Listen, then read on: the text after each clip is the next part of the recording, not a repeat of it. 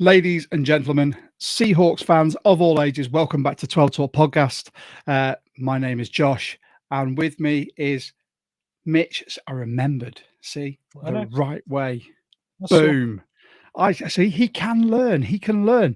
How have you been doing, dude? Are you all right? Yeah, really good, mate. Really good. Nice to have a little win this week for the morale. Three losses on the bounce had done a number on me and my outlook. But no, it's nice to have enjoyed the festival of football that comes with the London games and stuff as well. Been plenty of football on show, and nice to have finished that period of football with a win for the Seahawks. Yeah, it was nice. Like, I was in London, so anyone was on our socials will know that I was there with my little brother Harry. It was his birthday. We had a great time, met some amazing 12s. I've got some pictures to share. However, for a stadium that's sponsored by a mobile phone provider, they have got the worst signal ever. I got no messages, nothing.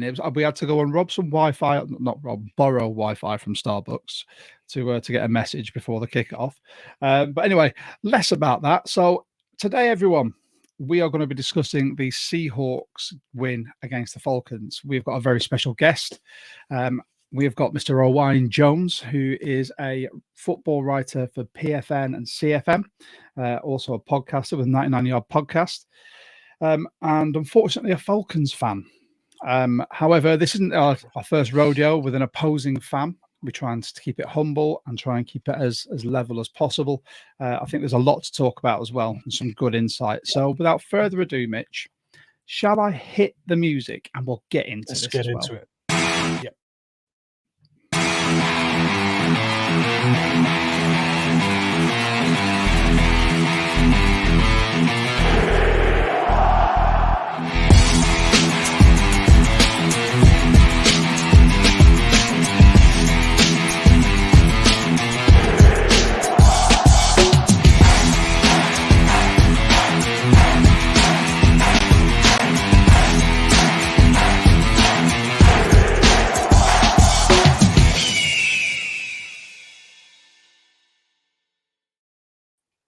Well, my face on that blooper is going to become a meme now, isn't it? Itchy trigger finger. Do you know what it was? I was just looking at, where are we streaming to now? I was like, oh, so we're on YouTube, we've got X, and we are now on Twitch. That's right. First time on Twitch. A 40-year-old man has managed to work out Twitch. But before I go further down that rabbit hole of how old I am now, Owain, how are you doing, dude? Yeah, really good. Thank you. Thanks for having me. It's always good to speak to fellow fans. And yeah, I'm looking to learn something from you guys. So I'm not going to pretend that I've seen every snap of the Seahawks this season. So I'm looking to get some insight from you guys too. Mitch, get your stat pack out, mate. I've got it right. Yeah. You'll very soon realise that Mitch is the draft man and the stat man. I'm just the loudmouth, to be honest. But yeah, it's exciting having sort of someone like yourself on because, so as I said, sort of in your intro there, you're a writer for Pro Football Network and College Football Network. You told us briefly how that sort of came about. Tell everyone else, because I think it's when someone sees a Brit writing for those sort of platforms, I don't think people realise it's an avenue to explore. So how did it happen, mate? Yeah, so I was blogging for 99 Yards, which was a website at that point. It is now just a podcast. But yeah, it was a website at that point. I applied to be a writer there. I sent in a mock draft, which got accepted. And Liz, who ran the website, kindly took me on, kind of worked my way through there, became an editor.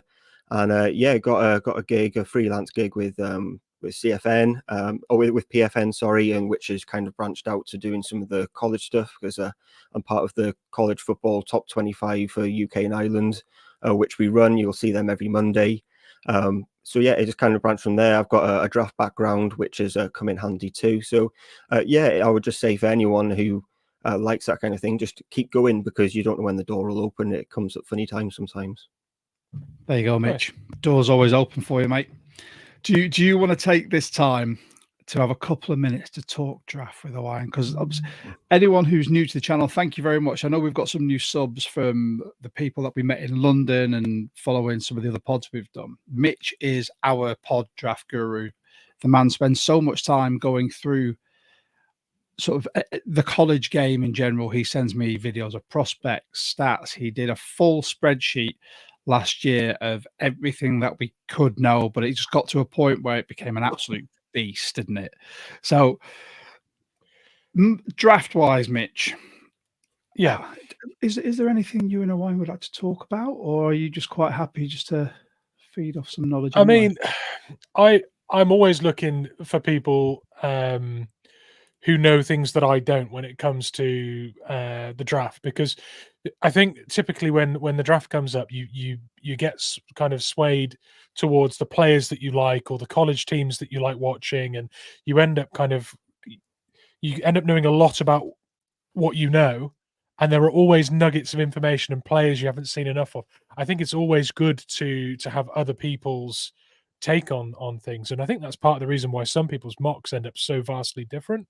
It's because you end up being. I always watch Michigan. Seahawks always seem to take someone from Michigan, so I watch so much Michigan, and the Huskies, of course. So you've had some success with the Michigan players, though, being drafted to the Seahawks, haven't you? Well, yeah, no, I predicted a few. I mean, AJ Barner I predicted, and we took, and Mike Morris I said we'd take in the 5th weeks before the draft, and we did. Mike Jarrell was one that I predicted last year. I said we'd draft him, not just take him as a UDFA. I said we'd take him, and I talked about it on our pod, and it happened. So that was good. I got video evidence of that one. And fair play to Ben as well from the Discord for remembering it. Yeah, he did. He shouted me out. Calling it out on the Discord. Yeah. Yeah, no, that was good. But yeah, I mean, what you've said there is really interesting, because I put so much work into my own spreadsheets that I started doing just for me, because I was buying draft guides and data packs, and I always buy Dan Brugler's Beast Guide every year. And I decided there was things that I didn't have, and I just started wanting to make something for me that tailored what I wanted to see in a database. And like Josh said, it became an untamable thing, because I just wanted more and more in there, and I couldn't keep it as detailed as I wanted. So one thing I'd love to do, if it's okay with you, is I'm reworking it this year. I'd love to be able to send you a version of it to get your take on it. Of course, yeah, love that. Would be really cool to do. Of course. Yeah, but I mean, networking. Yeah, I love it. Oh, draft friends. Done me dirty. I think the draft's a really good way, because for me it started because I wanted to know who these guys were joining the NFL. That's where it came from. That these guys join the NFL. Some of them are stars from the off. I've known nothing about them beforehand, so I started just watching college tape, doing that, and then you learn. I think it's really good for learning schemes, and especially for defenses being able to read stuff. If you are fan wanting to know more stuff about the X's and O's, looking into the draft is a really good way of learning that, because college schemes tend to be a little bit easier to understand as well, and then obviously that translates over to the NFL. So I think it's a really good way. Watching tape is never a bad thing. Yeah, 100%. Agreed. And hopefully, with our new first-year offensive coordinator straight out of a college system, yeah, it'll be easier for everyone to pick up. Before we get into this game, now we just do like to give a shout out to a few people. Firstly, the UK Seahawkers. So, as I said before, we're the official podcast of the United Kingdom-based Seahawkers, and we're ever so proud to have been asked to do that. So, big thanks for them. If you'd like to join the UK Seahawkers, it's £12 for an individual membership, £20 for a family of 4 in the same household. You get some fantastic goodies, which I'll show you. You get social events. So Glasgow next year, please let us know if anyone knows of a decent bar. Then we can get that booked up as well. 10% at the pro shop, plus much, much more. This year, the goodies that we had are here. I don't know, I'm pointing to my screen because no one can actually see it. All here, there you go. I'll use my mouse. You can tell I'm tired still, can't you, from the weekend. I was rocking this patch on my throwback jersey all weekend as well. And just to put it all out there, these are some of the fantastic 12s we met. We met 12s from Ireland, we met 12s. From the US, we met 12s from that gentleman there at the top of the middle. He's actually a Seattle native. That was fantastic. We met 12s from all over the UK, from Mexico as well. The gentleman there with the throwback, I think it's a Cam Chancellor jersey. And the gentleman at the bottom, Nick and his family, aren't even Seahawks fans, but they were more than happy to support our nominated charity, the Robbing Cancer Trust. And they now rock Talking Bollocks stickers on their phones, which I find fantastic, because whenever they pull it out and they're talking to anyone who sees that sticker will be like, well, I know you, and that's pretty accurate. But they're fantastic guys. We had a great time, and it was so nice just for people to sort of be interviewed by us, give us their opinions as well. So don't be shy if you see us out. We're always there, a community podcast. With that, as I said, we are the very, very proud supporters of the Robbing Cancer Trust. Starting in November, you could sign up to the Big Ballsy Run if you've got the bollocks for it. You can sign up to do 10K, 50K, or 100K. You can walk it, you can run it, you can do whatever. It all helps raise awareness for germ cell cancer, which is testicular and ovarian cancer. You can scan that QR code on the screen now, and it'll take you straight to it. But before I go too far down that, let's just quickly introduce the RCT for you. I want to take a minute just to introduce you our charity partner for the pod, the Robbing Cancer Trust. The Robbing Cancer Trust is the UK's germ cell cancer community. For those of you who don't know what germ cell cancer is, that is testicular and ovarian cancer. And the RCT was set up following the family tragedy, which sadly saw them lose their son and brother to germ cell cancer.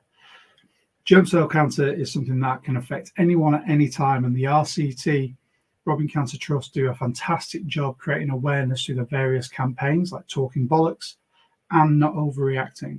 If you or a member of your family have been affected or think you may be affected by it, please visit their website, therobbingcancertrust.org, to see how you can spot the signs, how you can manage it, and become part of the community. And if you'd like to help fundraise or give anything to them, by all means, that would be absolutely fantastic. My rubbish editing skills again just cut me off halfway. I need to redo that, I swear. But yeah, again, big shout out to the RCT. There were so many people at Wembley that were happy to take a ticket, whether it was Talking Bollocks or You're Not Overreacting. So big thanks to everyone. Big shout out there. Should we get onto this though? The reason Owain's on this pod, the reason we do our review pods, painful as it's been for us for the last 3 weeks, this time, it'd be nice to get a different perspective from someone as well.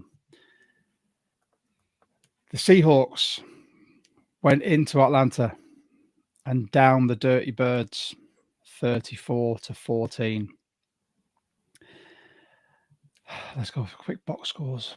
So the first quarter, it was a low-scoring affair. We only had one Jason Myers field goal. Second quarter, it was 7-14 to the Seahawks with a rushing TD from Ken Walker, a rushing TD from Robinson, and was it a rushing TD from Robinson? It was. Sorry, you could tell I was watching it on like dodgy Wi-Fi, can't you? And then you had the reception from DK. Third quarter, 7 apiece. It was a touchdown from Drake London, and then a receiving touchdown from Ken Walker, which I won't wax lyrical about too much because I think everyone has done that, but it was a thing of beauty to watch a running back catch.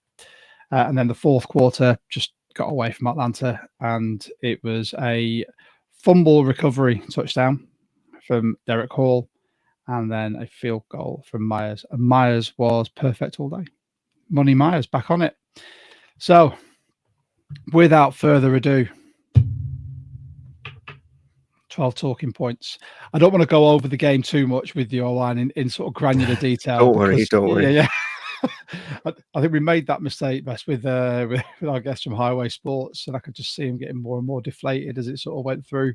And that's not the purpose of this pod. We try and be impartial and sort of like bring all the points together. So 12 talking points. We do this every single episode with guests from either the Seahawks community or the opposition fan base. And Owain, as our guest, you will go first. So we've got two observations, then 2 discussion points. If you've got anything you want to add, by all means, get in the comments. We will happily put them up on the screen as well. So, number 1. Yeah, so I think overall the game was an absolute trouncing, and one of the reasons is because of Gino versus pressure, and Gino was pressured on over 50% of his dropbacks in this game, but managed to escape basically all of it because the Falcons cannot do anything rushing the passer.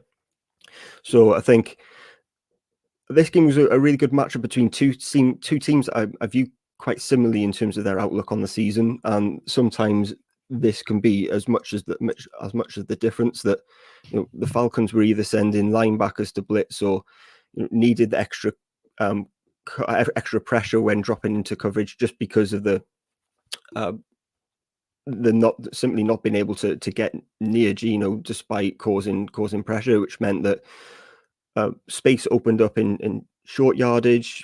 Saw that with the usage of running backs, especially in the passing game, and it allowed Gino to just execute at all areas of the field. And the Falcons' corners couldn't really deal with the physicality of the receivers from the Seahawks, and it meant that Gino could really take whatever matchup he liked, which you saw. I think usage of tight ends came into that, which I know you'll touch on in a bit.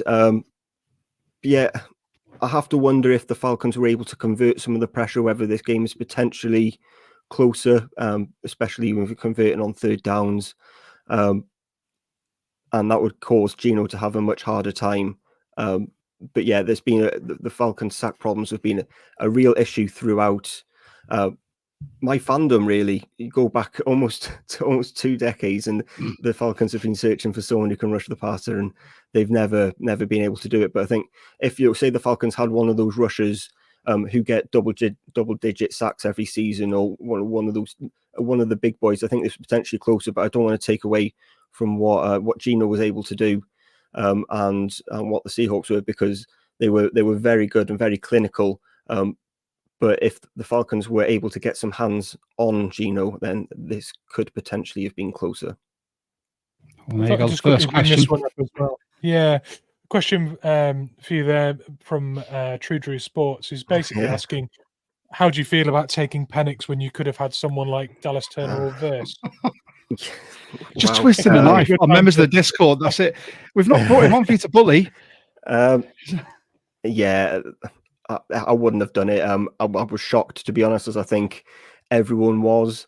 We know the reasonings. I kind of get it, but at the same time, that you don't pay Kirk Cousins all that money to what seems like you go all in to potentially miss. The edge rushers would have made a difference, but you could have gone any position at that point. You could have taken one of the receivers, which definitely would have helped, or a corner. That there were options available that I would have done otherwise. But look, if Michael Penix is starting in 3 years and is playing like Jordan Love did, coming off the bench, then I'll have to eat my words, I guess. I think that's very much the consensus for a lot of us. Sort of when we saw that pick, we were sort of watching the draft live through our Discord and sort of commented on it. And yeah, it was a bit of a head scratcher. Then you saw sort of your GM who was actually talking about why they've done it, and it makes sense. I think with Kirk's sort of injury history as well, you've got that backup then, who is, in my opinion, he will be a starter in the NFL. But yeah, it just seems when you've got, like you said, gaping holes with things like your pass rush and sort of the other corner as well. I think there were other needs, but I don't know if it's just a matter of he was the best player there. You had to take him because you didn't like the look of any of the quarterbacks sort of the next couple of years. So yeah, with regards to Gino versus pressure, one of the notes that I wrote was Gino was climbing that pocket like a ladder. It was great to see, because we've had the last 3 games where it's just been dust. He's had less than 2 seconds before pressure gets to him, before the pocket collapses, and that was just such a nice thing to see. Obviously, we'll sort of talk about Jarrell afterwards as well. Next on that point. Note, go on. I was just going to say, you've got the O-line talk to have, Mitch. But yeah, I know. It just felt like the first game this season where Gino actually felt confidence in the bodies around him. He was maneuvering in the pocket really confidently, and I thought that was testament to that sort of confidence in the personnel. I think that was just an improvement for us. That hasn't looked like that all season at all. Yeah, so what the doctor ordered really, wasn't it, after the three game losing streak, and it just felt like this is how the game was going to go from quite early on. It was from the Falcons' first drive when they had 3 penalties for false starts, and you kind of just go, oh, it's going to be like that, is it today? And you just got a sense from early on that Gino just felt comfortable, and it didn't really change from throughout the game. Yeah, he did show sort of the a bit of a flip. So when we spoke to Rob stating on our last pod, and we were talking about leadership, Gino's sort of his mindset seemed to have waned just purely because of the constant pressure. There's only so much you can do when you've got an edge rusher or anyone in your face constantly, and this was just a nice turnaround for him. And hopefully that is the confidence gone straight back up. And if we can keep this O-line going, I won't go on too much about it because Mitch wants to talk about it. Then it'll be a nice sort of run in for the next few games as well. So what else we got? Oh, when you sent me this message, I was like, do I reword that? No, I'm going to keep that. This is a direct quote from Owain. Yeah, AJ Terrell's I think he's the 3rd highest paid corner in the NFL, and he played nothing like it. And I think that comes down to the physicality that DK plays with, that simply could not handle him. It doesn't necessarily show up in the stat sheets, but on every play he was feisty. And despite having possibly the best safety duo in the NFL in Justin Simmons and Jesse Bates, that DK was just able to do whatever he wanted to really against that secondary. And overall, the Falcons have really struggled against the pass all season, so it's not surprising really. Obviously, he left the game slightly early, which I know you'll probably speak about with potential ongoing lingering injury with the MCL. But yeah, I think overall the physicality of the Seahawks, especially the receivers up against the secondary, just meant, and then combine that with the pass rush as well, it just meant that the field was open for Gino to attack all the decent, really good weapons that he has. It was nice to see. This is where we, as a Seahawks fandom, we were very much a divided fandom, where half the people say, trade DK, he's not worth it. His next contract's going to be too big. And then the other half of us say, when are we going to get a talent like that again? This was a game that proved what he can bring. The one-handed block for me, the second best block in that Ken Walker running touchdown was just that shows what he can do. And he basically walked him back like a child. If you've got a wide receiver who can do that, who's not just a receiving threat and a big body, someone who can block like that, they don't come around every year. So you keep him.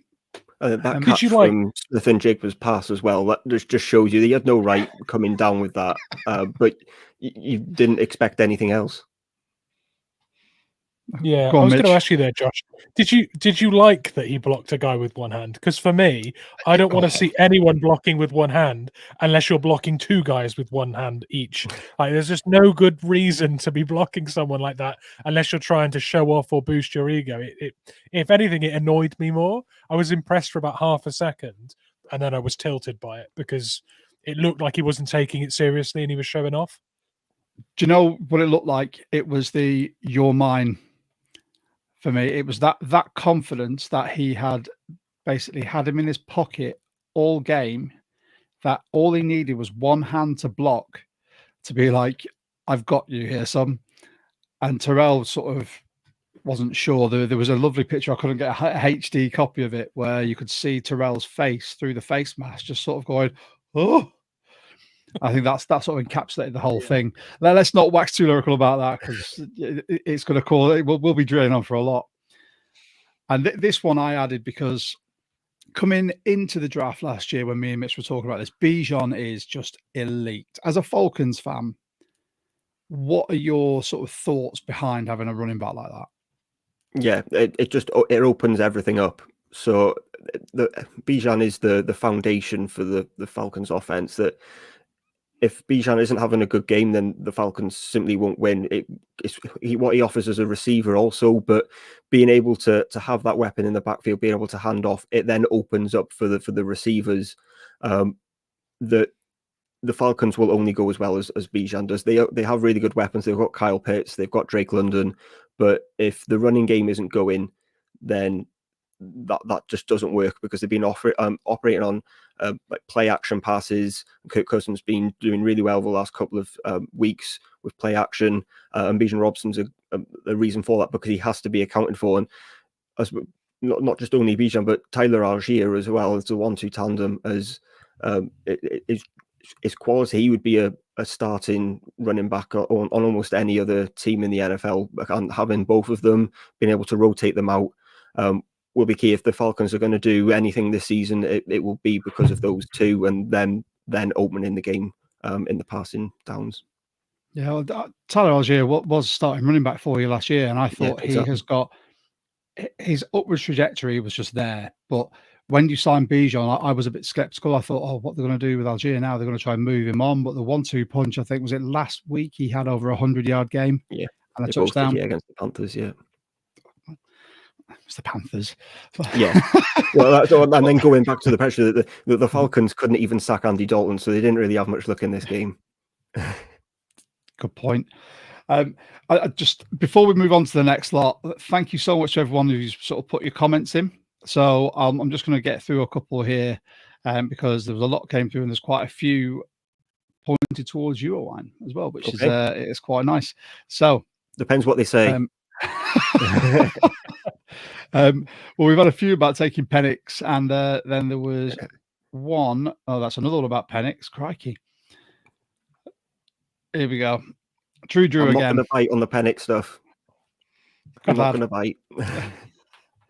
So, True Drew Sports, I'd like to say Darnell Mooney was such an underrated signing over the offseason. The Falcons have made some good moves, and I think they're still primed to win their division. Yeah, still top of the division. They play the Bucks at the weekend as well, so that'll be a big game for the top of the NFC South. Darnell Mooney. Yeah, I think he's a perfectly acceptable second receiver. I don't know if he's ever going to set the NFL alight, but he's one of those guys that's really good to have on the roster. A bit like Ray McLeod as well that they signed. It's just one of those guys that you can rotate in.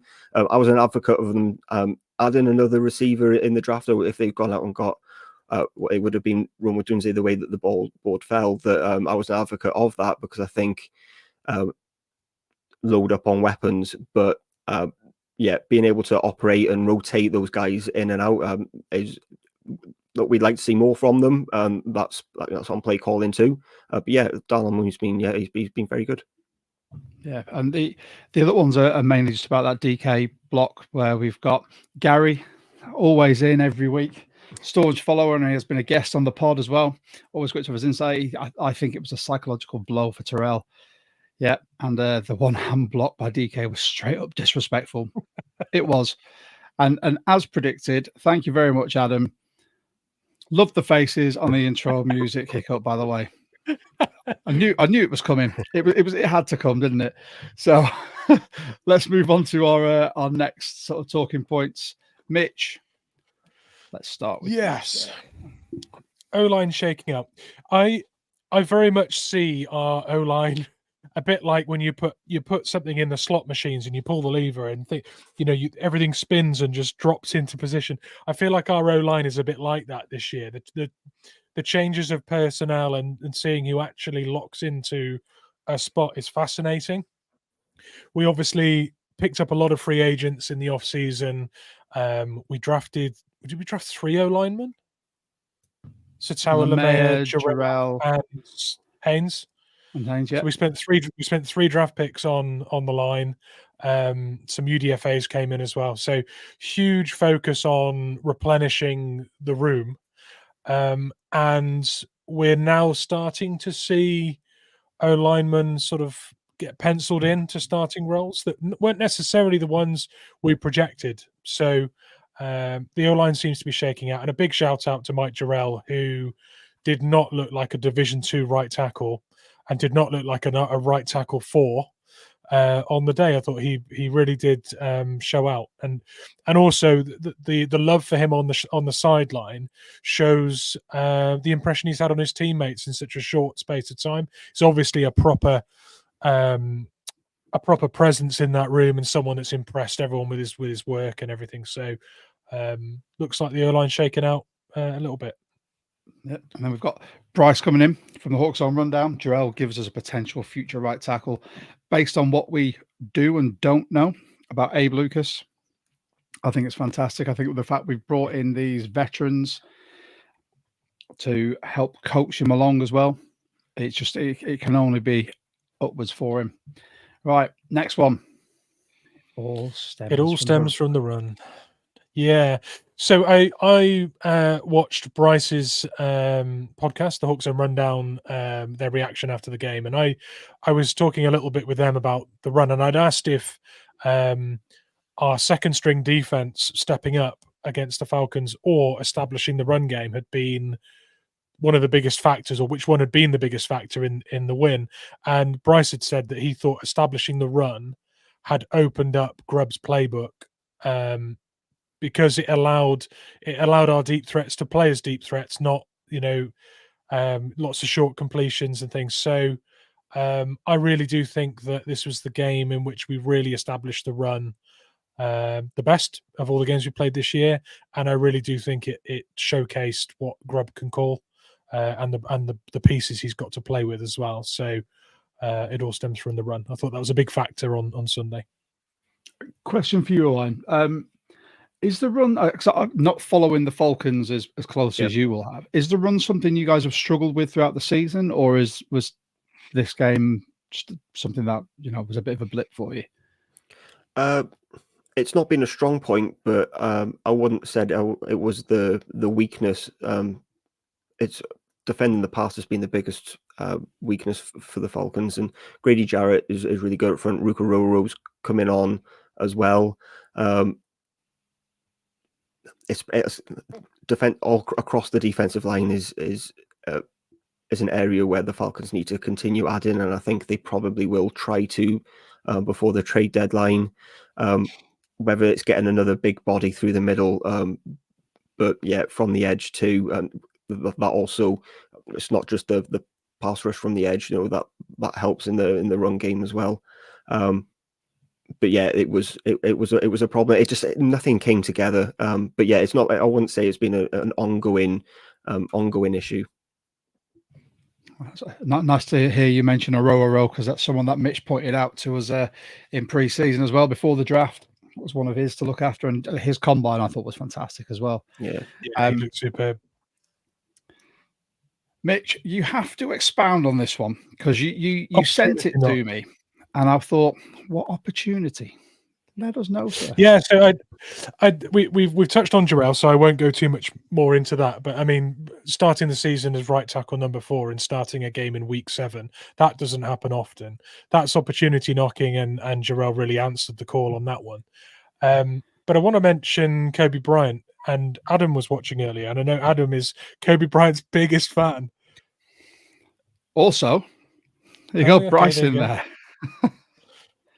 Yeah, God. Yeah. Do your bit on this, and then we'll have a chat about that. Yeah, Kobe Bryant's one who really showed out on Sunday, and he's another player that was kind of swamped out on the depth sheet. You didn't really know when or where his opportunity was going to come. But you don't get many more difficult challenges than tackling Carl Pitts after a reception like that. That Kobe Bryant is he's a bit bigger than I always thought he was. He's 6'1", just shy of 200 pounds. So tackling large tight ends like that are genuine athletic receiving threats is such an important job at safety, because if you don't take down that big body receiver, they're going for another 20 at least. So he had a real tough job on, and I thought he did brilliantly, stopping the yak, and came out with the interception as well. And he just really showed up when that opportunity knocked for him. And there's a number of players that I could talk about there, honestly. Joby, the cornerback, who we signed the same week and started. Was it even Bama, Job? Yeah, he was was. He a Bama? Yeah. And I know things about the draft. I think he was Eagles practice. Was he Eagles practice squad, or was he actually on the 53? I can't remember. I think he was practice squad, and then we picked him up off there and put him on ours. Or he might have been released. I'm not sure. We picked him up, stashed him on ours, and elevated him, and he did a bang up job. To be honest, I was skeptical, but I thought he showed that Bama pedigree. Yeah, so that for me was just one of the themes of the game. There was lots of players that were low down the depth chart that were handed starts, and they were some of our better performers on the day. Can I give you a start? I don't want to nick your job here, Mitch. No, go, please. Take a start off, Mitch. The Seahawks have allowed a league low 5.4 yards from the slot this season. That's obviously the lowest in the NFL, and Kobe Bryant is a big reason why that's happened. I was really, really impressed with him against the Falcons.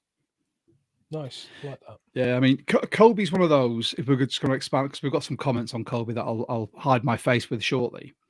When we drafted Kobe, Mitch and I spoke about this, and we've spoken about this a few times now, where I love Kobe's intelligence and the physicality he started to bring as well. My issue was in his fast twitch speed. I don't think he was quick enough to play on the outside corner in the NFL because he'd get burned by too many top flight wide receivers. However, at safety or at nickel, covering the middle or the slot receivers, I think he has found his niche. And he has been fantastic. I'd happily have him there because it gives him an opportunity to scan the field. There was one comment that I think I'll pop up again from Bryce. I'll do it now. Putting it out there, Kobe Bryant should be our starting safety opposite Love. He's been a Bryant fan since day one. I wouldn't be opposed to that because I think Jenkins has shown great flashes. Wallace, who knows? Everyone says he's in there to be this banging safety, but I'm still trying to figure out when we're going to see it. But I'd be high on Kobe. He's still on a rookie contract. I don't think he command a lot to be re-signed unless someone comes in to offer him a load of money. And I think now's the time to start blooding him. I think it's the type of player that Mike McDonald will like as well because he's so cerebral, reads a game so well, and he has command. And we were talking about leadership. He's one of those people that you can help to grow as a leader in that secondary alongside someone like Julian Love. We did have another. So True Drew back in again. He agrees with Bryce. He hasn't seen enough from Rayshon Jenkins to keep Kobe off the field. Kobe may not always have the best coverage, but he's a playmaker and has a knack to force turnovers. Those peanut punches in his first season were beautiful.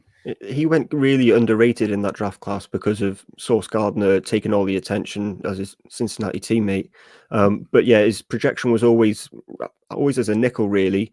And it's taken him a little bit of time to come on, but most players do. It's not normal for players to come in and be elite straight away, and we shouldn't expect it. That's part of the problem. We can't expect these kids to come in. It should take a couple of years. That's the point of the draft.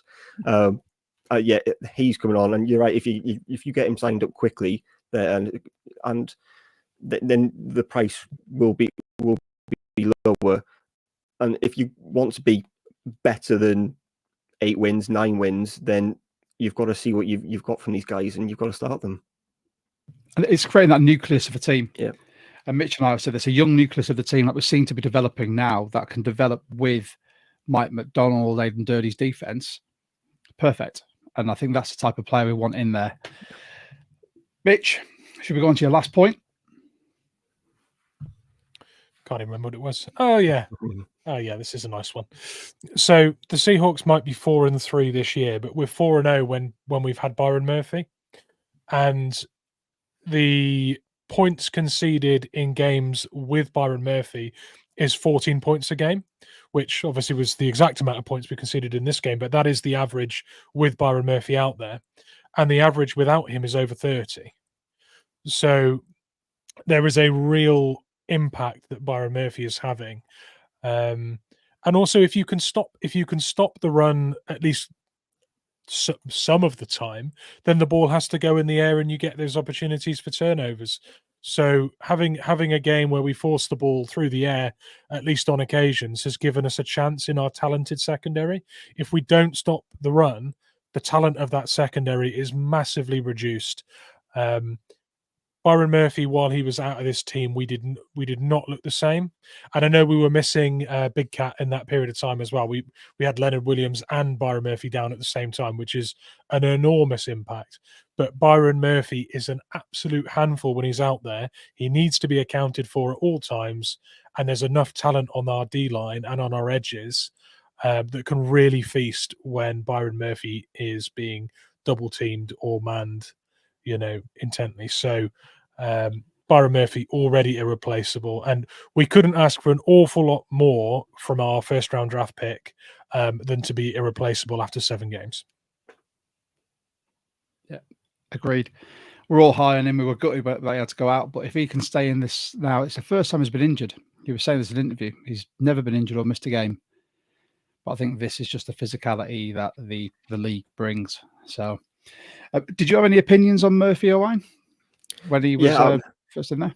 I think I've been very impressed. One of the knocks on him coming out of the draft was his run defense. He was more of a disruptor from the pocket, and he seems to have answered those questions surprisingly quickly. He's a smaller player from the middle. He seems to have beefed up a little bit without losing that explosiveness. But yeah, he's a pure pocket disruptor, and he showed that at Texas, and he's showing it again now. Having that presence through the middle, especially as a pass rushing presence, is becoming more and more important in the NFL, and so his stock is only going to continue to rise. Yeah, interestingly, sorry to just quickly, go. On the run, on the knock on his run defense, if you look at his grading from various different outlets, his run defense grades were always lower than his passing grades. But throughout college, they were always a grade that was increasing, which is something I noticed. It might be his lower grade of the two, but it was always increasing, and that to me showed a really coachable talent. There's all the raw talent in the world on show when you watch him in college, but there was increases in his grading for what was widely considered to be that weakness, which filled me with some hope that would be something that we could patch up quickly. Yeah, he would have still been growing into his frame as well. And he still will be as a kid, really. That he'll still be growing into his frame, and that'll allow him to generate more power, which will help him leg drive, and then spotting running lanes and filling them was an issue for me coming out. But obviously, NFL coaching is better. There's very good coaches at Texas that helping him and coach that. His coachability is obviously really good. And having that higher level of coaching will only help him address that. And he's playing really, really well. Yeah, he is looking every bit that disruptive interior defensive player. I don't know if you saw that he spoke before the game that he thought that the Falcons were going to draft him. So I think he had a bit of a chip on his shoulder. He was in a press conference saying, I thought I was going to the Falcons. So I think he really wanted to put one on us. That's nice.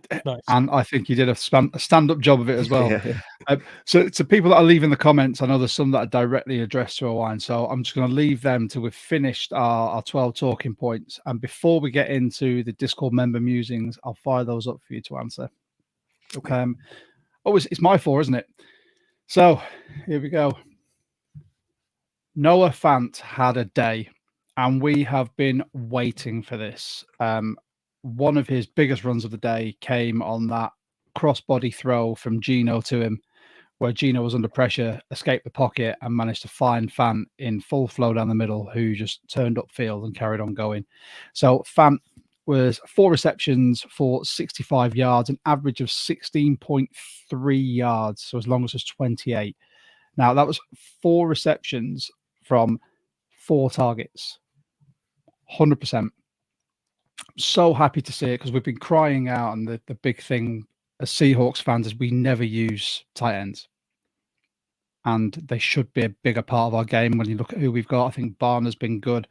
Whenever he's been called upon, he's had a few rookie errors. Fant is just an explosive playmaker at tight end. So I was so happy to see that. Tackling fundamentals. I'm going back at it. Yeah, anyone watching this will probably see the subtle eye roll from Mitch. And probably everyone watching this will have the subtle eye roll as well. There were still some glaring issues.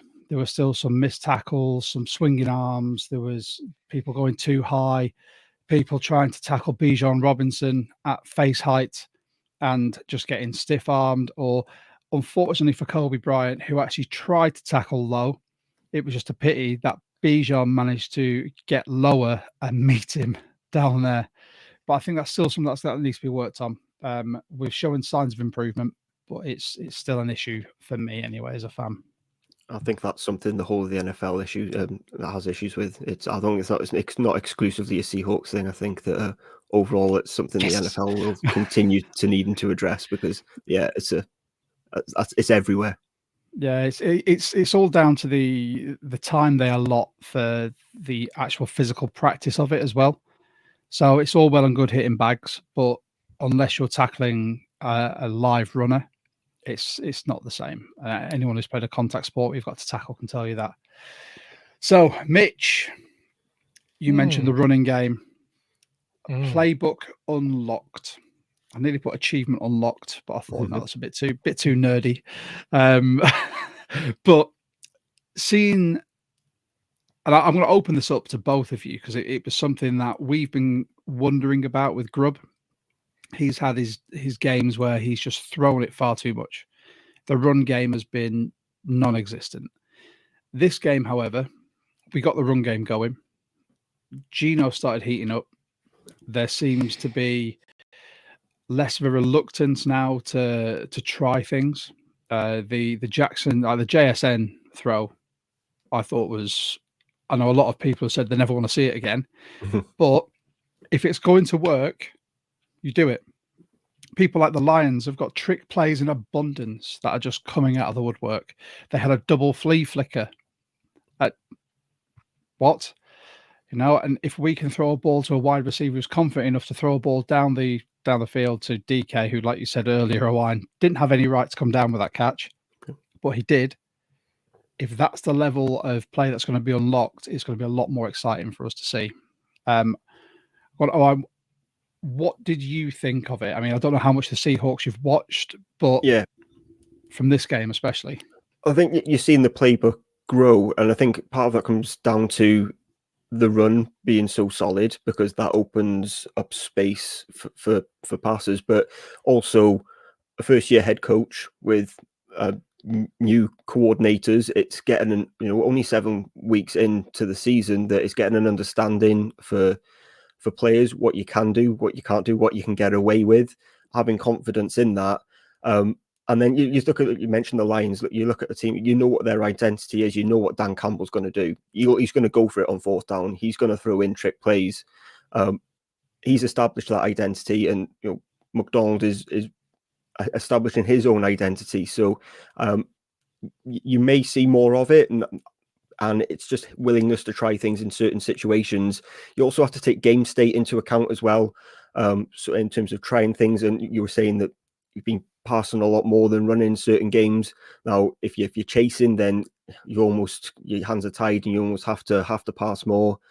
So the state of the game comes into a lot of that. So taking it's not necessarily always run against pass. It's time on the clock, what the score is, and obviously depends on the matchups as well. If you go quick play and you go into the huddle quickly, then you're going to get better matchups. Yeah, agreed. Mitch? Yeah, so I'm going to take the opportunity to throw out some stats. Yeah, I was waiting for it. I can't disappoint you, Josh. So we scored 17 points in the first half, and we scored 17 points in the second half. In a game in which we scored 34 points, 50-50. However, our second half was 3 passes and 14 runs. Right, for a combined less than 100 yards, but we scored 14 points, and that's massively helped by the scoring by our defense with the fumble, and the return for 6.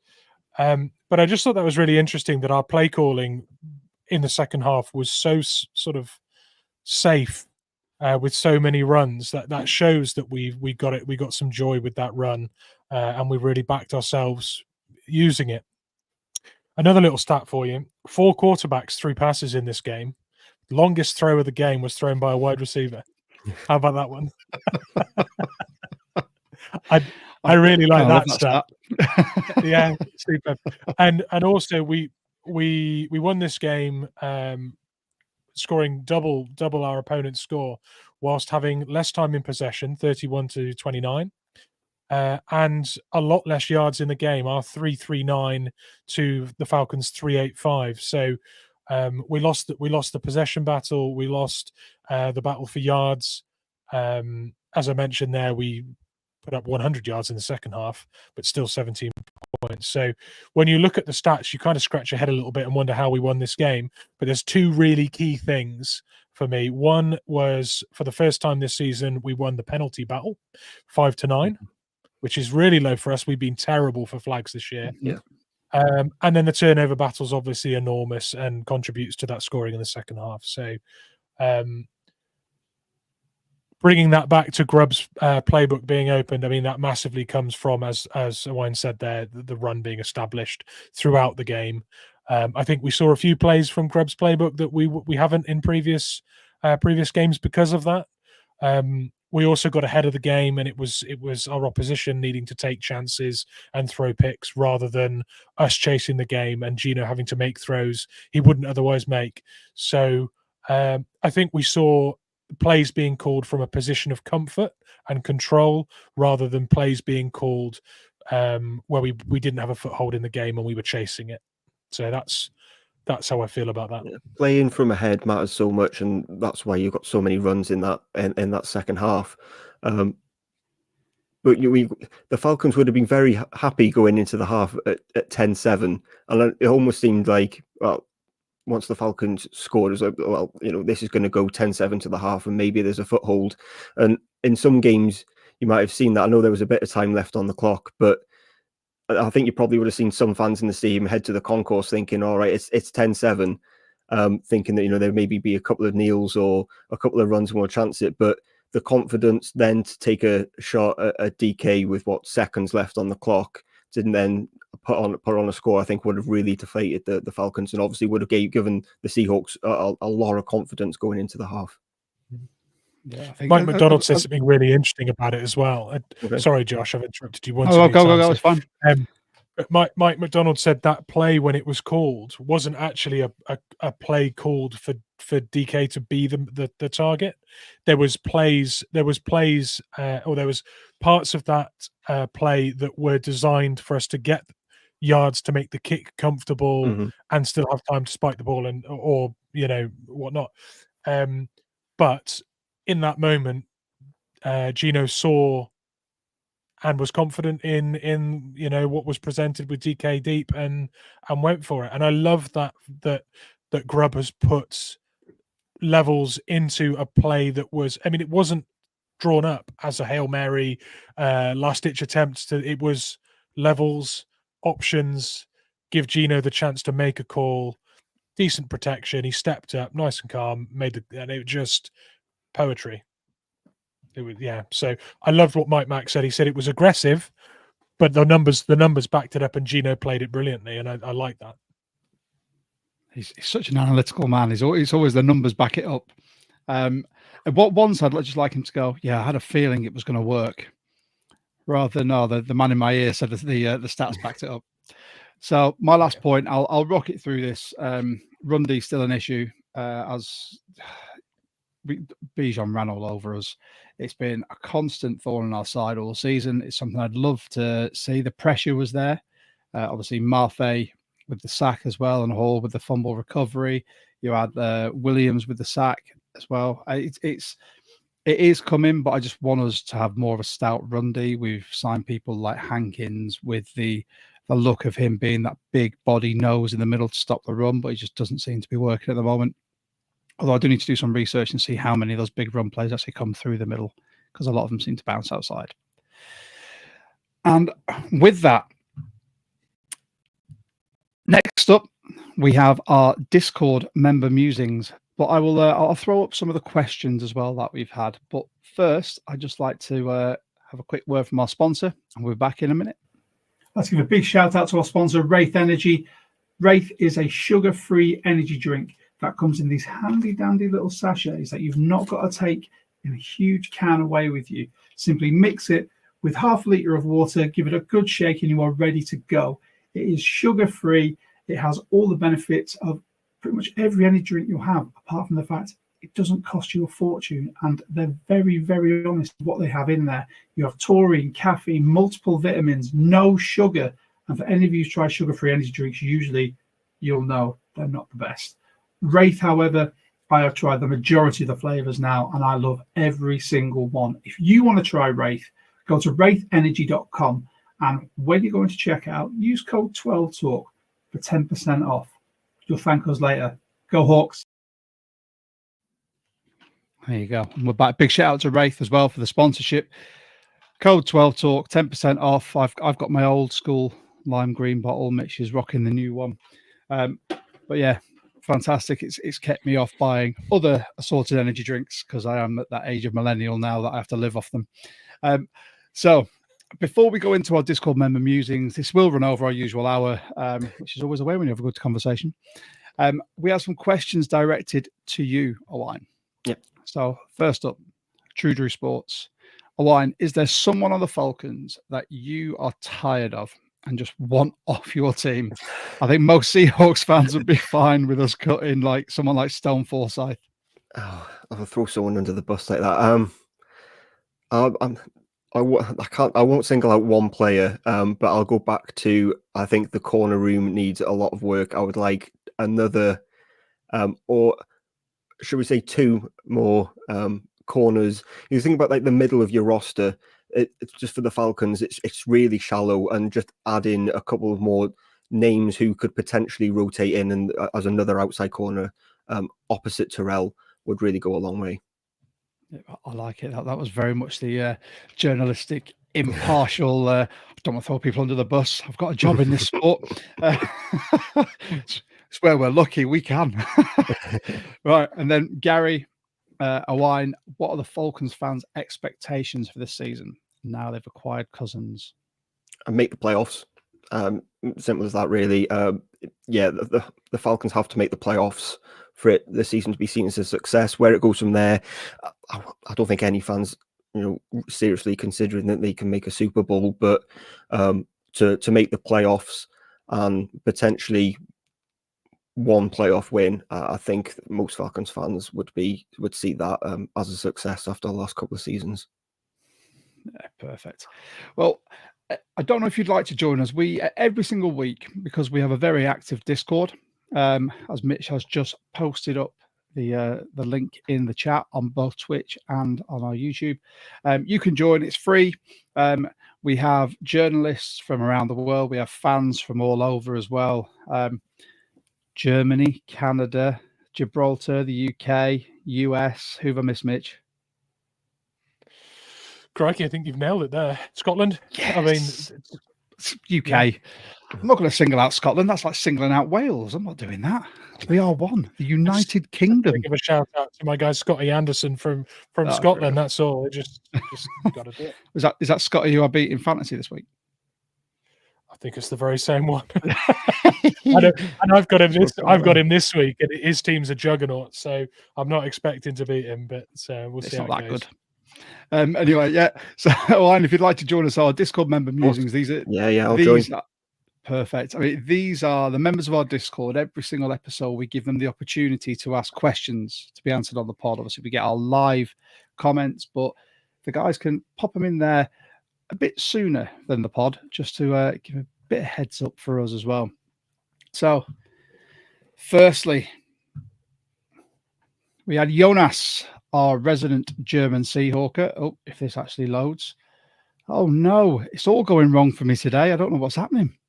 I blame small seaside town Wi-Fi. But either way, this is what Mitch said anyway. The Seahawks are 4-0 with Byron Murphy on the roster. Falcon, I don't know what's happened here. Mitch, what did it say on Discord, mate? I have no idea what's happening with my computer. This is like amateur hour. This is the worst it's been. First of all, my GIF or meme-worthy face, and now this. Let's have a little look. So where are we? Podcast questions. Imagine it's near the top. Here we go. He was Seahawks' highest rated player on run defense. How integral to Mike Mack and his defense game plan is he? There you go. Cool. There you go. Very well. Hugely, you look at what he did with Madubuike with the Ravens. Byron Murphy can be that player for you. Simple as that, really. There you go. Gary Ryan Grubb has had a couple of questionable games as the first time OC in the NFL. After the Falcons game, do you think he's growing into that role? As I said before in one of my talking points, I think he is. I think for me, it all stems from Geno's protection.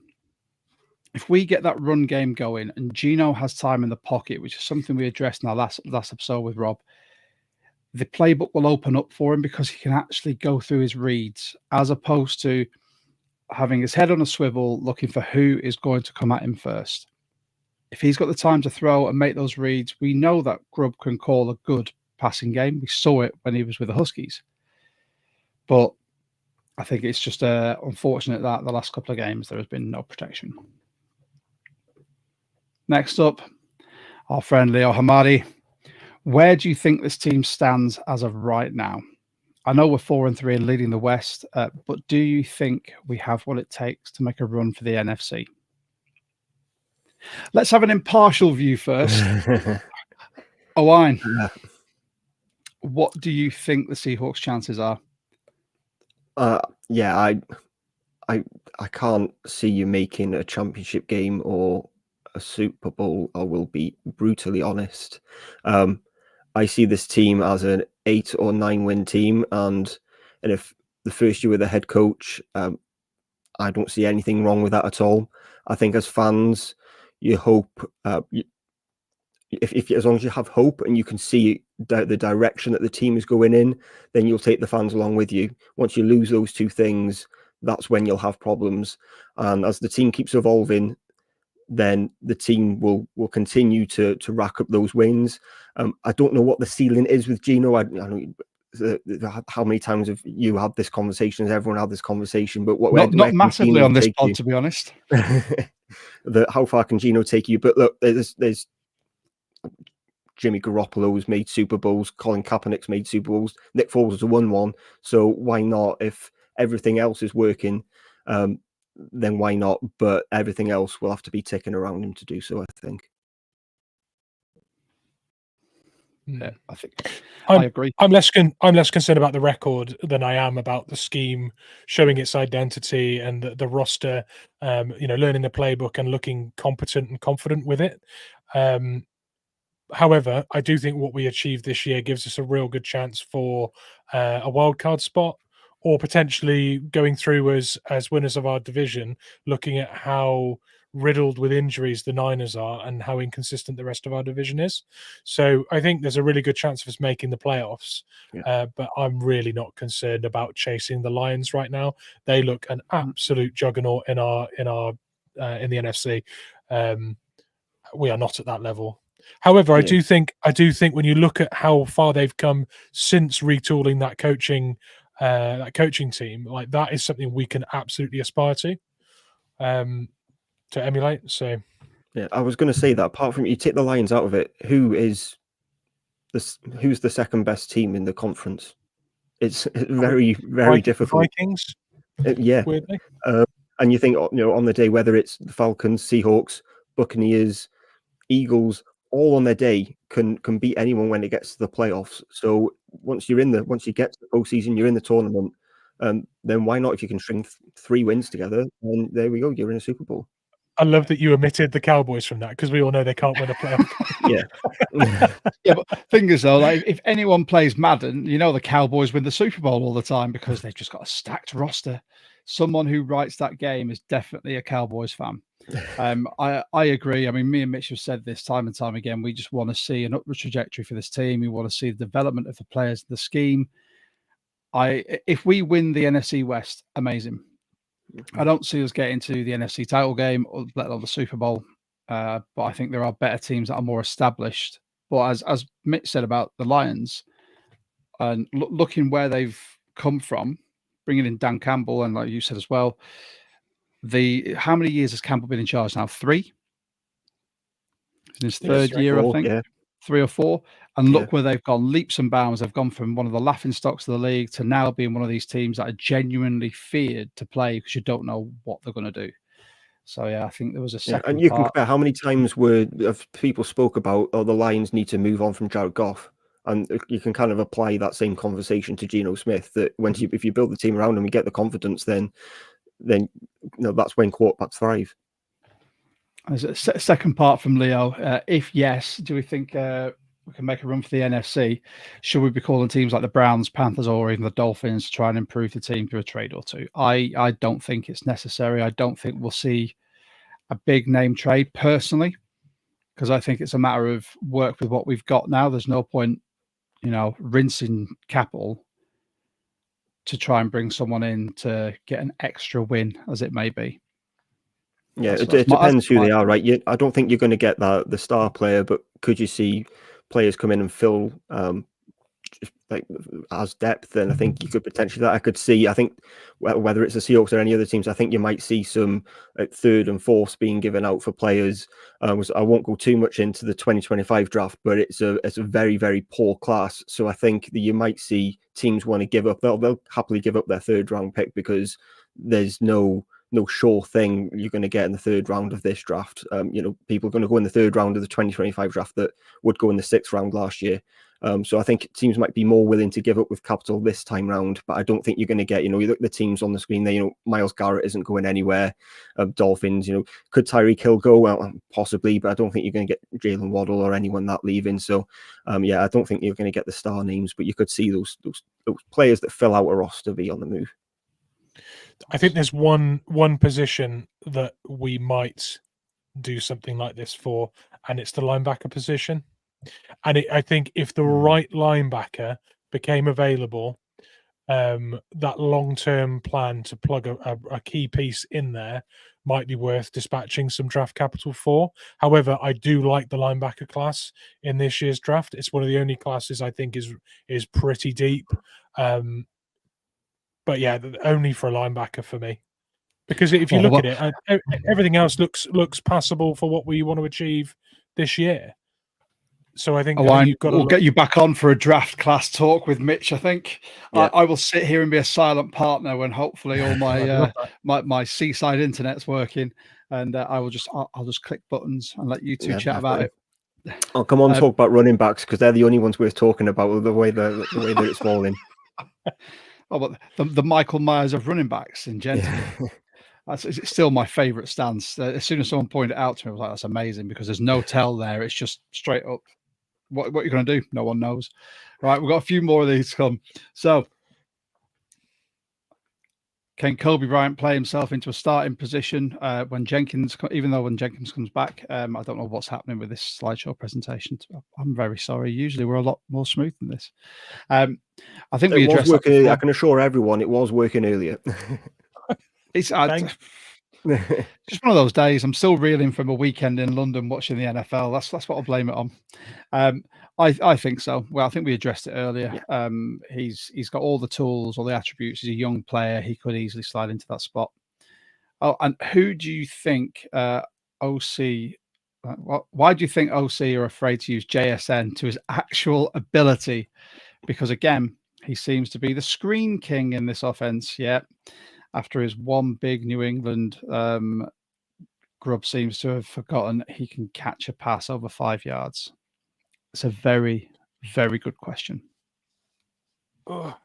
I'd love to see JSN used actually in the slot more regularly. Yeah, I think it's almost. I think it's almost as good as establishing the run. When you force teams to defend that area of the field, it plays to the strengths of the rest of our weapons. you don't need to overuse it. You don't need to repeatedly go there. But as long as you use him in that area, it will terrify teams, and they'll have to account for it. I just want to see that threat of it, and you only establish that threat if you call those plays on occasion. That is sorely missing. I completely agree with that point. Yeah, he'll open up the middle of the field a lot doing that. Yeah, I totally agree. He needs to be used from there. Which defensively is our kryptonite as well, so why not make it other people's?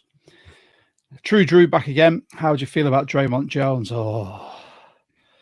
I know we've all given him a rough time, especially in the Discord, but this is probably the best game we've seen from him, and quietly led the defensive line and edge rushers in snaps this week. You know what?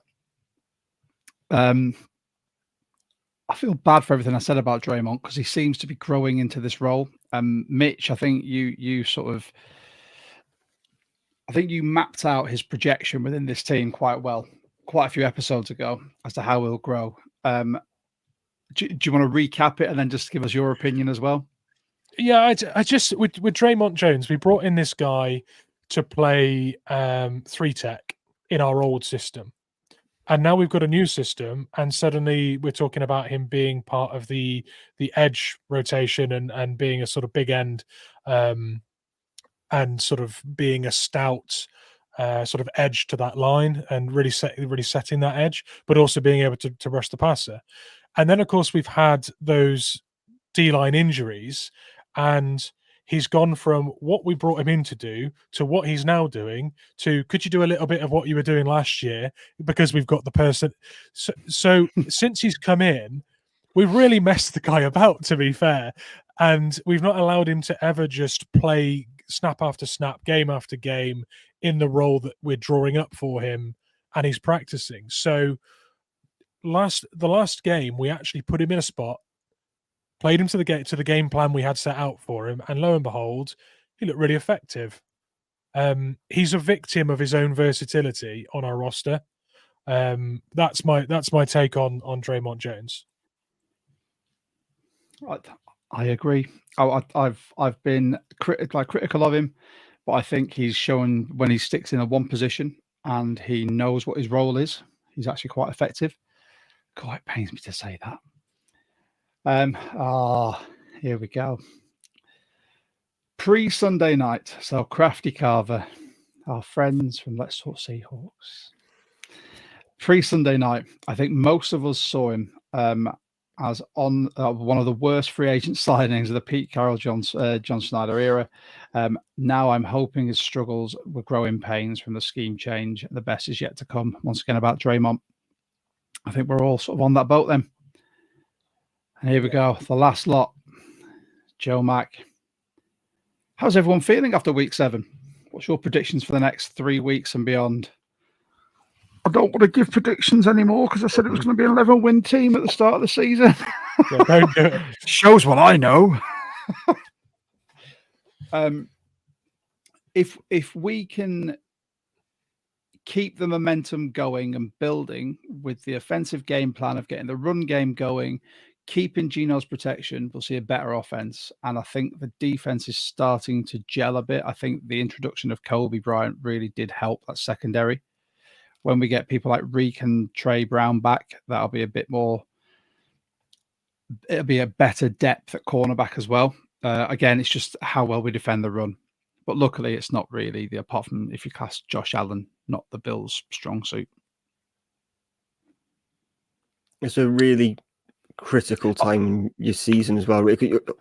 Going into there's 2 home games before the bye. I was looking at the schedule before. So you got 2 home games before the bye and then a bunch of divisional games after the bye. So if you can win, go into the bye week with a plus 500 record and then play 3 divisional games, that could really set you in position to win the division. Like Mitch pulled a face like I did on my blooper earlier when I said it's not their strongest suit when it comes to the run game. Are you frantically pulling up stats, or have you got them off the top of your dome? No, I just don't want to predict anything here. We've scarred ourselves now. That's what it is. So much egg on one person's face. I I can't be dealing with predicting wins and losses. I can predict this though. If DK is limited or out for more than one of those 3 games, we might struggle offensively, although it has been such a strong point for us this year. Our offense, we're gonna have to lean on the run game, and without that sort of deep threat, because we don't really use Tyler Lockett in that way anymore. He's more of a get your third downs, hit soft points in coverage and then sit down after the reception. He doesn't sort of play that deep threat too much anymore. I can't really predict what we're going to do there, but I can predict that if we're minus DK, we might look a little different on offense and a little bit less effective. Even if he is healthy, MCLs are those they do niggle. So even if he is active, it might linger for a while. Yeah, yep, you're talking to a man who's still wearing a knee brace after tearing his MCL last year. Yeah, I mean, to be honest, we might see, like Mitch said, something completely different. We might see we've got a DK at home in Dorit Young.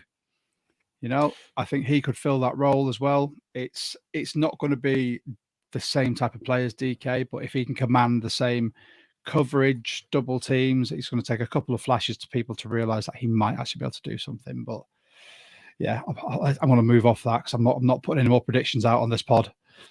True Drew, a great full team win, most complete game we've seen in all 3 phases so far. I don't think we win next week without DK, but I assume he returns for the Rams win. Go into the bye 5-4.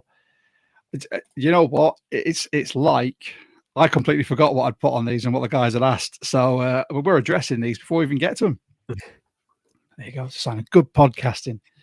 And with the possibly being without DK for week 8, do you see Grubb shifting the focus to a run-heavy game?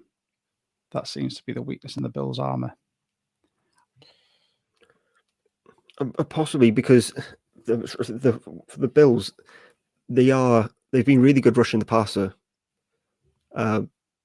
this season. So I think Gino will be under a lot more duress than he was in this game, and those pressures will be converted as well. So yeah, I think you will see a run-heavy game against the Bills, trying to limit the amount of time that Josh Allen has with the ball in hand as well, and try and take time off the clock. Mitch, you in agreement there? Yeah, I kind of touched on that a little bit on my previous point, but yeah, no, I completely see that as being key. If we can establish that, we can establish the run early and often against the Bills, I think we'll get some degree of joy. We've kept up with almost everyone we've played this year, even when we've been beaten. So I think the key to doing that with the Bills is the run, and I think we will. Yeah, I like it. Well, I just want to say a big thank you to everyone for tuning in. A big thank you to Owain for joining us as well. It's been brilliant having you on. 100% come back on, because I know Mitch will be itching to talk draft with someone else who knows about it, because he talks it about me and I haven't got the time with a 4-year-old daughter, a full-time job, a podcast and rugby coaching to be looking at as many videos as he does. It's difficult. Yeah, dude. Owain, before you go, tell everyone where they can find you, sort of what you've got coming up, what you're doing at the moment. Yeah, so you find me on X, Twitter, wherever you like to call it. Yeah, it's Owain_Jones_. You'll find basically all my stuff there. I'm a little bit scattered everywhere. So yeah, I'm doing a lot of draft stuff for PFN at the moment. So you're seeing mock drafts every couple of weeks over for them. And then a lot of my draft coverage this time will be over on the touchdown. So you'll be able to get a lot of scouting reports, things like that, rankings. That'll be over there as well. And then, the 99 Yards podcast, which is currently NFL focused. But as we move towards the end of the year, we'll start integrating some draft podcasts into there as well before that fully takes over at the end of the NFL season. So yeah, just plenty of NFL draft stuff. Twitter's the best place to find, and yeah, you'll see what's going on. Depending on what I'm a little bit scattered, a little bit everywhere. But yeah, there's plenty of stuff there. All my written works, PFN or the touchdown, and yeah, 99 Yards a podcast for the audio stuff. Perfect. Thank you so much. I mean, no pleasure. Everyone Thank you very much. it's been a joy I like getting the perspective of other people, because we can talk the same stuff over and over again, but when someone like yourself comes on with that external view, it gives us a bit more food for thought as well. For anyone who's tuned in, if you're a first-time person who's tuned in, maybe you got a sticker, or you saw me, scanned a QR code in London, or you found us through one of our past pods, you can find us on YouTube, Spotify, Amazon, Apple, all those good things. You can also find all of our socials. We are at 12 Talk Podcast on X, Instagram. We've got a Facebook group you can join as well. I'd like to thank everyone who joined us for our technical difficulties. And as Mitch has just popped back in the comments, we do have a Discord channel. That's the best place for you to hang out with us, other Seahawks fans from around the world, get your questions in early. You can also experience the sarcastic comments like this from Gary Swain with apologies. The 12 Talk Podcast is currently experiencing technical difficulties. We're working hard to rectify this, and I'm going to rectify it by hitting that music very soon. And just once again saying a massive thank you to Owain. We'll definitely stay in touch, dude. And obviously we follow you, you follow us. Anyone who wants some draft coverage, follow Owain. You'll get it all there, and he'll be posting stuff as well as us. But we'll finish with a Go Hawks. I don't know how the Falcons sign theirs off, though. Is it Dirty Birds or ATL? Up, Go Birds. There you go. That's it. And we'll finish with a Go Hawks. Go Hawks. Thanks so much, everyone. Bye.